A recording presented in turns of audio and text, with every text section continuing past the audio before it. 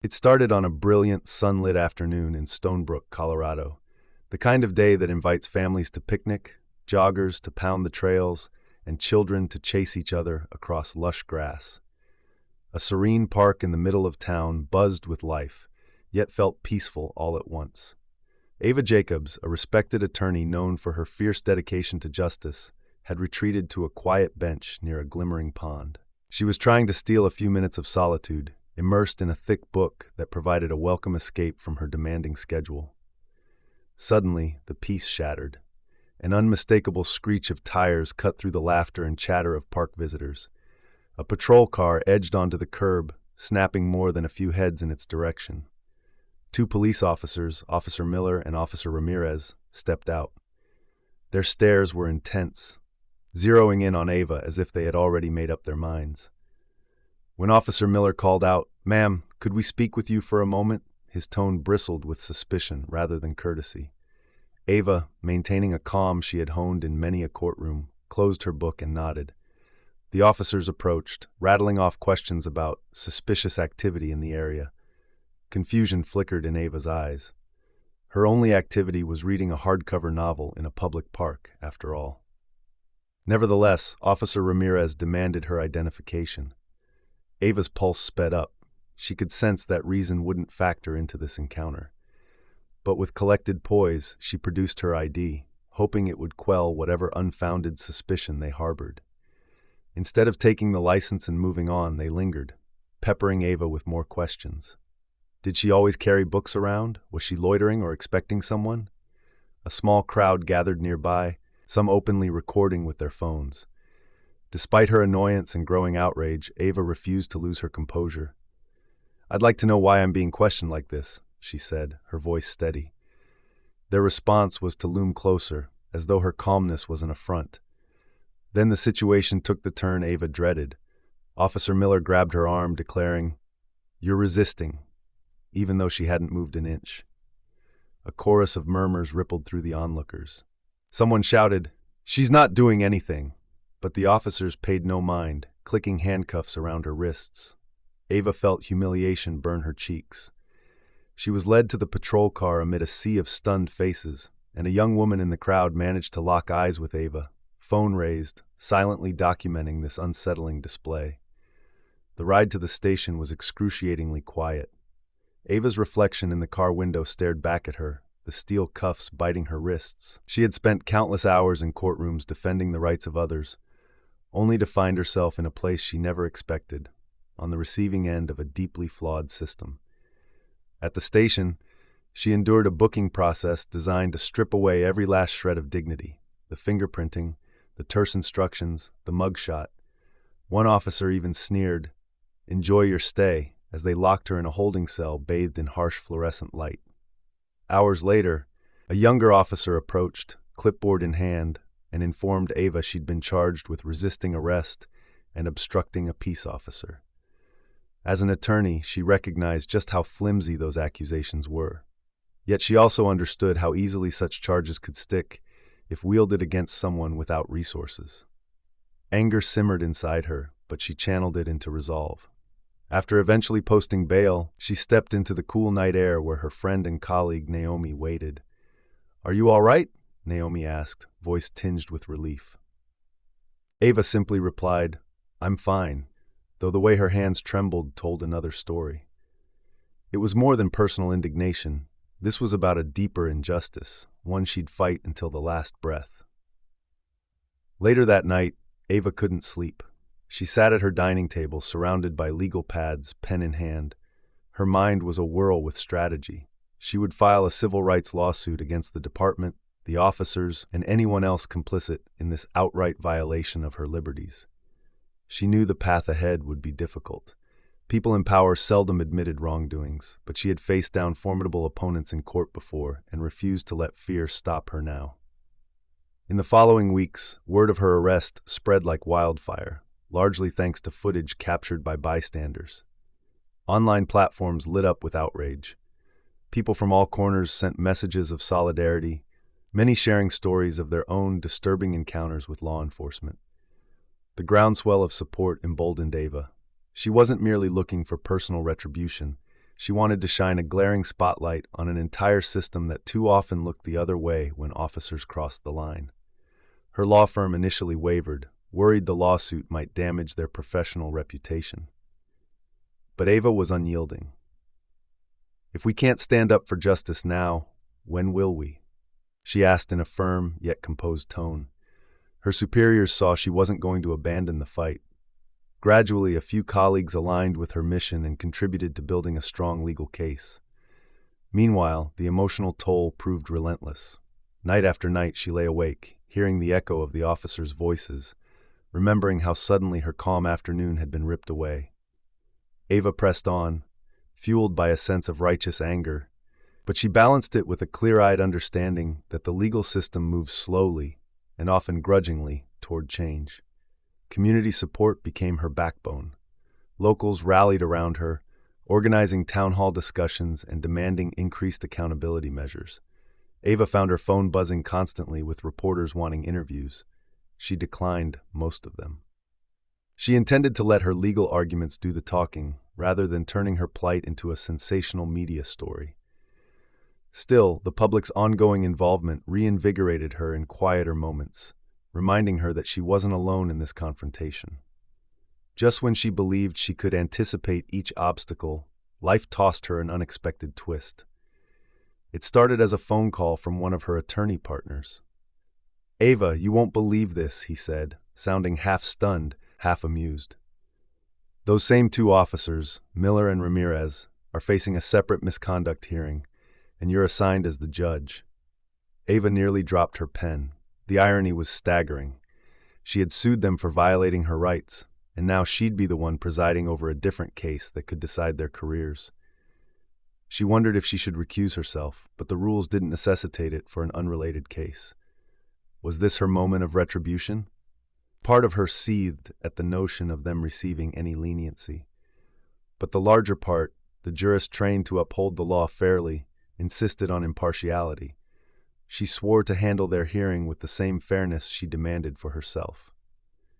It was a stunning role reversal, though, and one that left her grappling with an entire spectrum of emotions. When the hearing day arrived, the small courtroom was packed well before the session started. People had caught wind of the stunning coincidence. The hum of hushed conversations died instantly as Ava, draped in a black robe, took her seat on the bench. She surveyed the room. There, at the defendant's table, sat Officer Miller and Officer Ramirez, clad in crisp uniforms that seemed more armor than attire. Their faces turned ashen as they recognized the judge who'd entered. Ava, the embodiment of composure, began the hearing. "Court is now in session," she announced, voice steady. The charges against the officers weren't related to Ava's own arrest. They stemmed from another alleged instance of excessive force. But the parallels were uncanny. As the lawyers laid out the details, she found herself recalling the feeling of cold metal locking around her wrists. Each testimony rang familiar in her ears, echoes of intimidation and abuse. Yet she remained focused on the facts, refusing to let her personal memories taint the proceedings. During a break, onlookers whispered that the officers seemed rattled. Their once confident posture looked stiff. For them, the sight of the woman they'd manhandled in a public park, now wielding the gavel in a misconduct hearing, must have felt like stepping into an absurd alternate reality. Ava returned after the recess, continuing with methodical efficiency, listening to each piece of evidence, noting every detail. She had no intention of turning the courtroom into a personal vendetta. Instead, she let the legal process unfold exactly as it should. By the end of the first day, the atmosphere was thick with tension. Witness statements painted a grim picture of how Miller and Ramirez had handled a separate suspect. There was talk of forcibly restraining someone who posed no visible threat, ignoring pleas for medical assistance, and peppering the air with coarse language. The defense's attempts to justify the officers' choices sounded weak. The parallels to Ava's own ordeal were impossible to ignore, though no one dared mention it outright. On the second day, Lucas, the victim in this misconduct case, took the stand. He recounted how a simple traffic stop ended with him on the pavement, face pressed into gravel, wrists pinned until they hurt. "They treated me like I was already guilty," he said, voice shaky. The prosecutor then hammered home the idea that this was a pattern, an abuse of power. Ava took down notes methodically. She reminded herself to evaluate the credibility of each account without prejudice, adhering to the solemn duty of her role.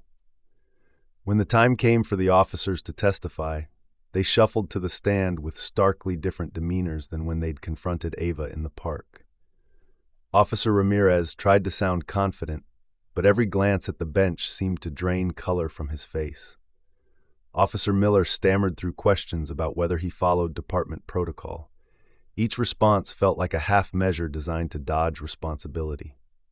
Though Ava's face remained neutral, she sensed the hush in the room each time the officers struggled to justify themselves. By the final day, the evidence against them was overwhelming. The prosecutor argued, "We must send a clear message that these abuses cannot be tolerated." The defense offered a lackluster rebuttal, stressing that the officers had made a judgment call in a tense situation. But no spin could erase the weight of the testimonies, nor the department's repeated pattern of ignoring civilian complaints. Everyone waited, bracing for Ava's decision. When Ava delivered her ruling, the courtroom held its breath. She spoke in a measured tone, explaining that law enforcement officers bear immense responsibility and must exercise power without prejudice. She detailed how the officers had violated protocol in the confrontation with Lucas and, by extension, undermined public trust. Her judgment was precise: extended suspensions without pay, mandatory retraining, and a permanent mark on their disciplinary records. It wasn't a dismissal from the force, but it was a stern message that their actions had real consequences. A hush followed as she set aside her notes. Officer Miller seemed momentarily locked in place. Then he glanced up and managed a quiet, "I'm sorry." Ava gave a curt nod. Apologies wouldn't restore the manhandled victim's sense of security, but it was the closest thing to admission she'd heard. The courtroom emptied slowly, spectators mulling over how extraordinary the hearing had been. A woman in the back, tears in her eyes, murmured that maybe now there was hope for meaningful reform. Later that evening, Ava walked down the courthouse steps. A group of local activists held signs calling for police accountability, wearing determined expressions that reminded Ava of the relentless nights she spent preparing her own lawsuit. She felt a mix of relief, exhaustion, and cautious optimism. The system was far from healed. Still, the verdict showed that even those in uniform weren't above scrutiny. In the weeks that followed, Eva's lawsuit against the department forged on. Her role as a judge in the misconduct case only underscored the urgency of broader reforms. Town hall meetings grew more crowded. Citizens pushed for increased transparency and body camera usage. Local papers published investigative pieces about past allegations that had never seen the light of day. Suddenly, the culture of silence that often surrounded law enforcement began to crack. Ava's courtroom decision also sparked countless conversations across the state. Some high-ranking officials supported the stricter measures, while others grumbled about handcuffing the police with too many regulations.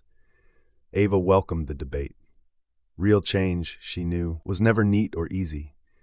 She emphasized that shining a light on abuses wasn't anti-police, it was pro-community. In her view, everyone benefits from a fair, accountable system. One afternoon, she joined a community meeting at a library. Over a dozen people, students, parents, retirees, shared concerns about how to better track complaints against officers, how to reduce racial profiling, how to cultivate trust. As Ava listened, memories of that humiliating arrest came flooding back. But instead of bitterness, she felt a sense of renewed purpose. Each voice reminded her that while real justice had taken one step forward, they couldn't let momentum slip away. An older woman, Mrs. Patterson, approached her at the end of the event, gently clasping Ava's hands. "Thank you for what you did in that courtroom," she said in a trembling voice. "I've lived here 50 years, and I've seen so much brushed under the rug. This is the first time it feels like the tide might be turning." Ava's throat tightened. She responded softly, "I'm doing what I can. Together, we'll do even more." Outside, the sun was setting, casting a warm glow over Stonebrook's modest skyline. Ava gazed at the horizon, imagining how much work still lay ahead, but also feeling the undeniable spark of possibility. Gradually, public institutions took notice. Proposed guidelines required better tracking of excessive force reports, more thorough background checks, and independent reviews for serious complaints. Ava leveraged her dual experiences, both as a victim of overreach and a judge enforcing the law, to push conversations past mere rhetoric. Her lawsuit served as a rallying cry for systemic change. Over time, she also noticed a subtle but significant shift. A few officers she encountered began to show more caution and respect when dealing with civilians, perhaps mindful that accountability was no longer a distant threat. That alone was progress, albeit limited. Yet some segments of the police department resisted, framing the new measures as unfair constraints on their ability to do their jobs. Ava met those criticisms head-on. "Being entrusted with power doesn't mean you wield it without oversight," she said at a council meeting. "It means you hold yourself to the highest standard." In the midst of these policy battles, her personal case made its way through the legal system. With the backing of supportive colleagues, witness statements, and that now viral footage, Ava's team argued convincingly that Officers Miller and Ramirez had violated her civil rights on the day they arrested her. While the city's attorneys tried to drag out proceedings, public scrutiny made it impossible to ignore the mounting evidence. Settling or offering a formal apology might have been the easier path for the department, but Ava wanted to see it through. If they conceded wrongdoing, it could set a critical legal precedent. She sometimes wondered if the officers truly grasped the gravity of their misconduct. Had Miller's quiet, "I'm sorry" in the courtroom been a sliver of genuine remorse, or was it a performance under the glare of public attention?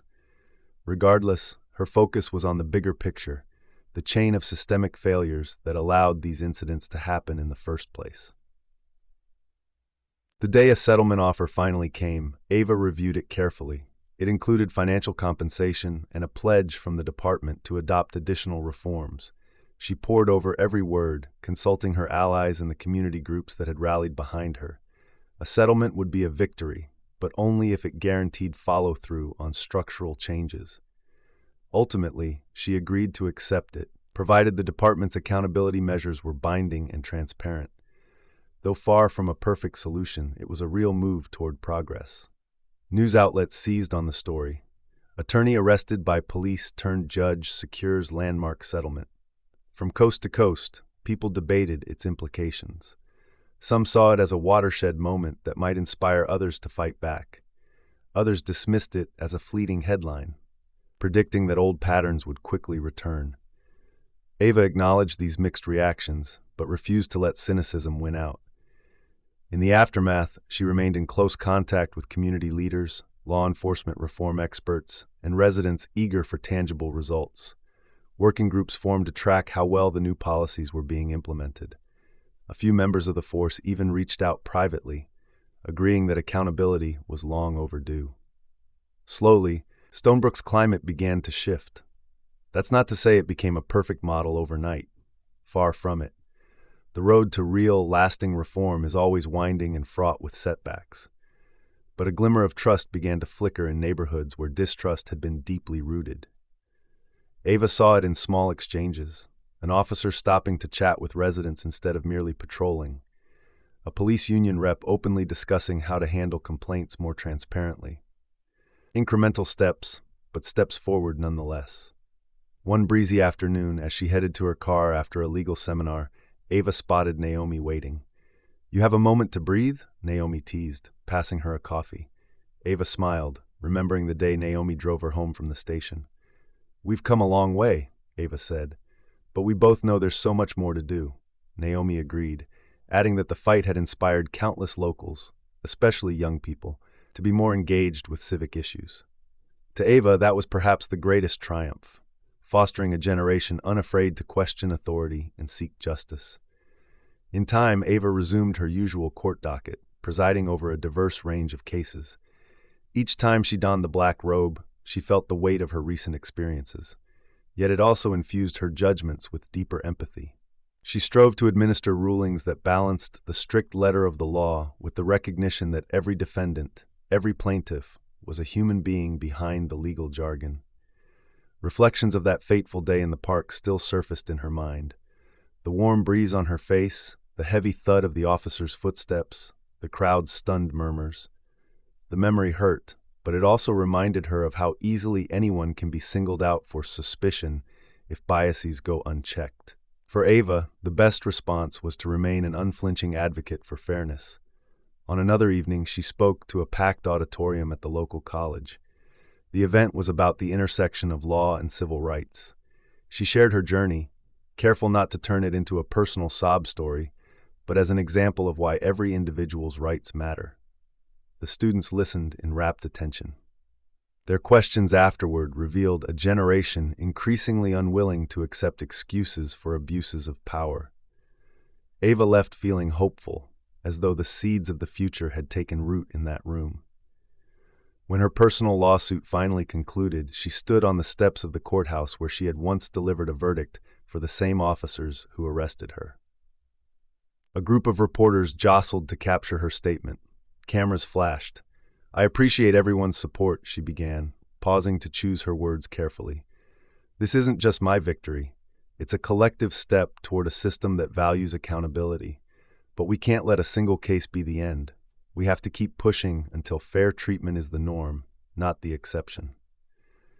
Even as she spoke, Ava knew there were countless others in small towns and big cities facing their own struggles against unjust policing.